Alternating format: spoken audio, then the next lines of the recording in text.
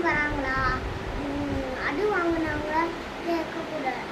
நான் வந்து கேட்பேன், மேம் எனக்கு இது நெல்லின் அது வாங்கினாளா அப்படின்னு சொன்னேன். ஆமான்னு பரிசு வராது, இல்லை இந்த வரும் ஓகே. அப்போனா அதுக்கப்புறமா அந்த பாய்ஸ் கூட செஞ்சுட்டு இங்கே பாரு ஒருத்தன் மொட்டையை அடிச்சுட்டு வந்துருக்கான், நல்லாவே கிளாஸ் விட்டு போயிடலாம் சொல்லிட்டு அப்படிலாம் இருந்தேன். அப்படிலாம் இருக்கக்கூடாது சரியா? ஓகேண்ணா.